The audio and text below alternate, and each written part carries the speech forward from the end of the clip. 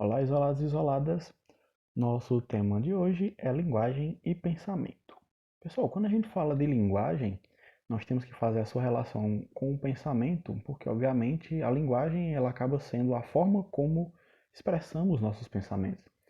Existem vários tipos de linguagem. Quais são eles? Bom, nós falaremos já já.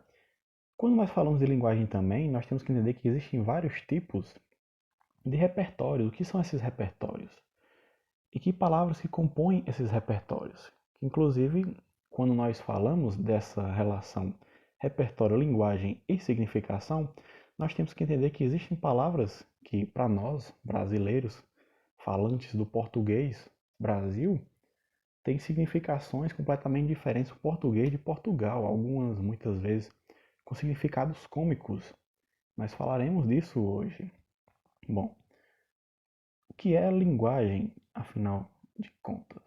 Bom, a linguagem é um instrumento que nos permite pensar e comunicar o pensamento, estabelecer diálogos com nossos semelhantes e dar sentido à realidade que nos cerca.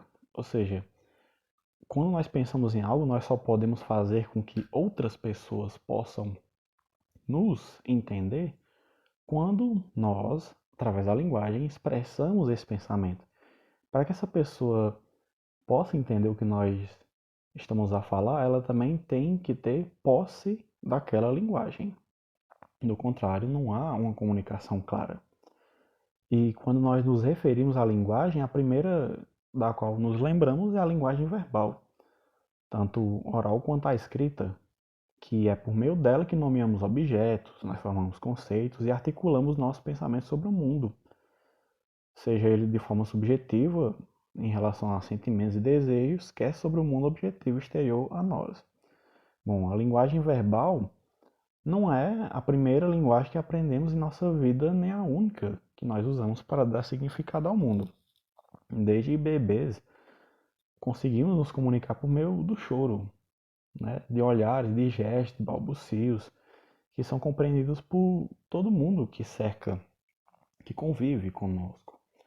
E muitas vezes você, quando tem uma amizade de longa data com alguém, às vezes somente por um olhar você já consegue entender o que esta pessoa quer dizer, né? E existem vários tipos de linguagem, não só a verbal.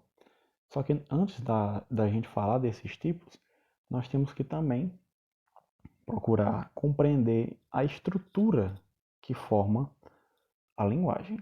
Que estrutura é essa? Bom, toda linguagem ela é um sistema de signos.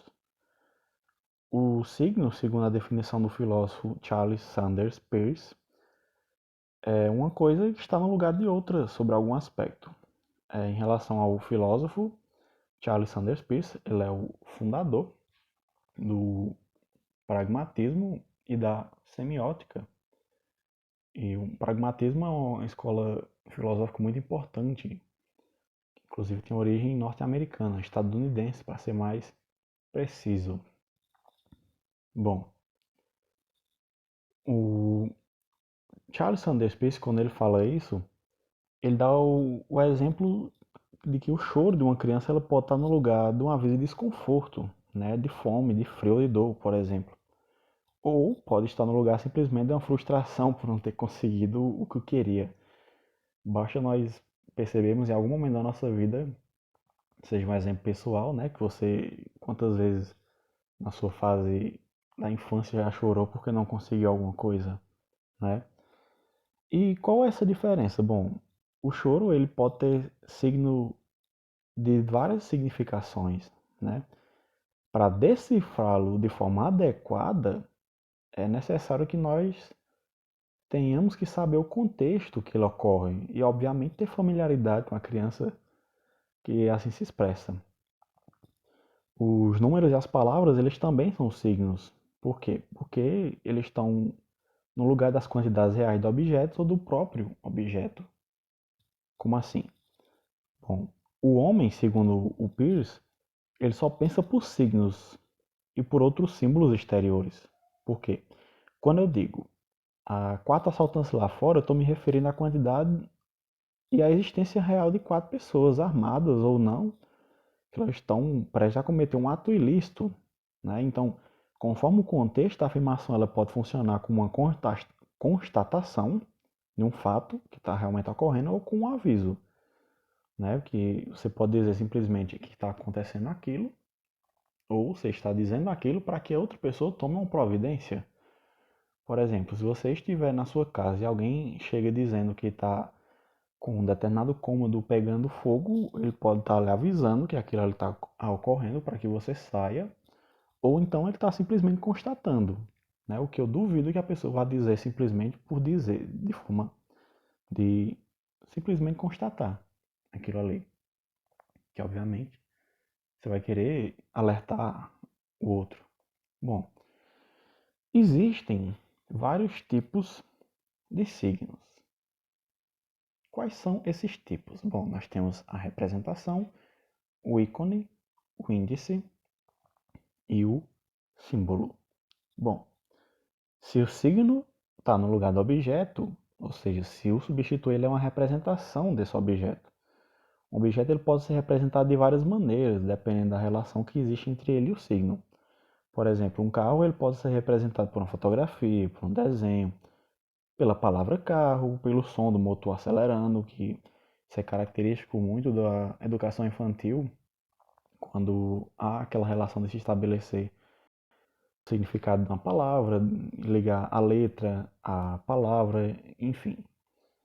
Cada um desses signos, a fotografia, o desenho, a palavra e o som do motor, eles mantêm uma relação diferente com o carro, objeto, ou seja, ele está representando ali o carro nesse sentido. Bom, quando a relação é de semelhança, nós temos um ícone. O desenho do carro é um ícone quando ele apresenta uma semelhança com a sua forma. A representação do carro, por meio do barulho do motor, também é um ícone, porque tem uma semelhança sonora, né?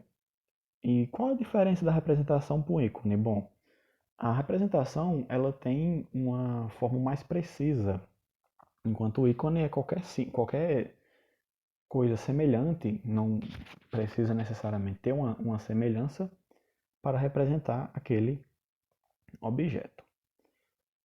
Bom, se a relação é de causa e efeito, ou seja, uma relação que afeta a existência do objeto, ou por ela afetada, nós temos então o índice. A fotografia do carro é um índice de sua existência, porque ela está indicando que aquele carro existe. Enfim, porque toda fotografia é o resultado da ação da luz refletida por um objeto e captada pela câmera. Ou seja, o objeto fotografado, ele, em algum momento, ele esteve à frente da câmera que a fotografia foi feita. Bom, se a chuva pode ser representada pelo signo inicial de nuvem, né, o chão molhado, em relação à questão da consequência. Enfim, se nós temos a relação e ela acontece de forma arbitrária, ou seja, regida simplesmente por convenção, nós temos o símbolo. As palavras são o melhor exemplo de símbolo, porém, há muitos outros nas culturas ocidentais. A cor preta é um símbolo de luto, uso da aliança no dedo anelar da mão esquerda simboliza a condição de casado, o desenho de um coração simboliza amor, amizade, mais amor do que amizade, inclusive.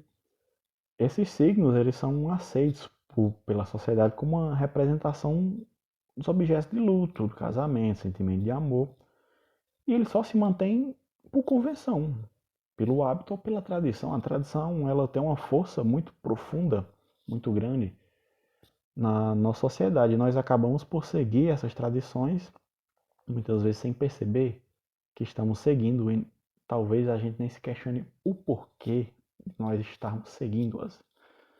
Bom, como só o ser humano é capaz de estabelecer signos arbitrários, regidos por convenção social, nós dizemos que o mundo humano é um mundo simbólico. Os animais eles são capazes de entender apenas ícones e índices. Por exemplo, o cachorro ele utiliza o signo inicial do cheiro. Eles são capazes de reconhecer o cheiro do dono em uma roupa, em um lugar.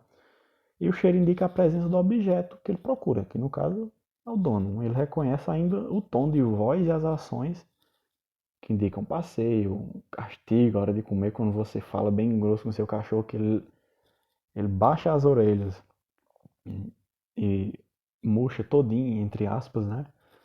Então ele está reconhecendo aquilo ali. Bom, nós temos que falar então de outros elementos que compõem também a linguagem. Bom, precisamente por ser um sistema de signos, toda linguagem possui um repertório. O que é um repertório? É uma relação de signos que a compõem. Bom, o repertório das linguagens verbais, ou línguas, como podem ser chamadas também, ele é bastante amplo e costuma ser relacionado com dicionários. Todo dicionário tem uma infinidade de palavras que muitas vezes você nunca vai ouvir na vida, mas elas existem, elas estão ali. Por isso que muitas vezes um dos melhores conselhos que alguém pode lhe dar para enriquecer seu vocabulário é ler, leitura, enriquecimento do vocabulário, para que alguém lhe fale uma palavra e você possa saber devidamente a sua significação.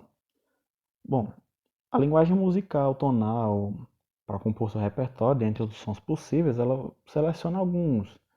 São os famosos Dó, Ré, Mi, Fá, Sol, Lá e Si, né? Enfim. Além do repertório, também é preciso que se estabeleçam as regras de combinação dos signos. Quais podemos usar junto, quais não podemos, enfim. Na linguagem verbal, do ponto de vista semântico, é muito importante nós temos que atentar a isso. Nós não podemos combinar signos que tenham sentidos opostos. Por exemplo, eu vou subir e descer. Ah, fulano morreu, nasceu. Nós não podemos dizer o menino é gordo magro, porque são adjetivos antônimos. A gente não pode dizer que, por exemplo, fulano é mais gordo do que cicrano, ou enfim, ou é mais magro, são relação de comparação. A linguagem ela deve estabelecer regras de uso de seus signos. Em que ocasiões devemos chamar as pessoas de senhor, senhora? Precisamos usar preto em um funeral? Podemos usar uma roupa discreta? Bom, só quando conhecemos o repertório de signos, as regras de combinação e essas regras de uso é que podemos dizer que temos o conhecimento ou o domínio sobre uma linguagem. E isso faz parte da linguagem formal. Nós sabemos que, morando num país de dimensões continentais, nós vamos volta e meia encontrar diversas palavras que têm N variações. Por exemplo, mandioca, macaxeira, aipim, enfim. E nós temos também a linguagem coloquial. E, inclusive, eu vou dar um exemplo agora das diferenças de nosso português Brasil e o português Portugal, por exemplo. O que é que vocês podem pensar se não estivessem lendo ou, aliás, ouvindo esta frase que está no cartaz a seguir, sem ter a representação do que ela significa? Provavelmente você ia pensar bobagem, né? A primeira palavra, ela significa uma porção, coisa nada demais. E grelo, em Portugal, é um tipo de vegetal, é quase um cheiro verde para a gente aqui. Uma coisa também interessante, uma curiosidade que eu vou falar para vocês, é uma palavra, aliás, uma frase, pode ser até confusa nessa linguagem, mas na linguagem própria ela faz muito sentido. O que vocês imaginam que seja isso aqui? Berrò birra con burro nella ciotola. Mais uma vez, para tirar as dúvidas. Berrò birra con burro nella ciotola. Bom, berobira com burra nella ciotola.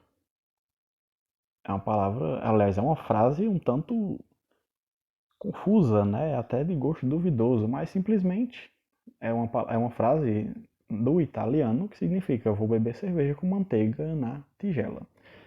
Então nós podemos ver que existem várias palavras que têm significações bem distintas, né? Que nós podemos dizer que até são coisas rudes, são coisas que não poderíamos falar num ambiente civilizado, mas são simplesmente palavras diferentes de lugares diferentes que foram colocadas lá por simples convenção.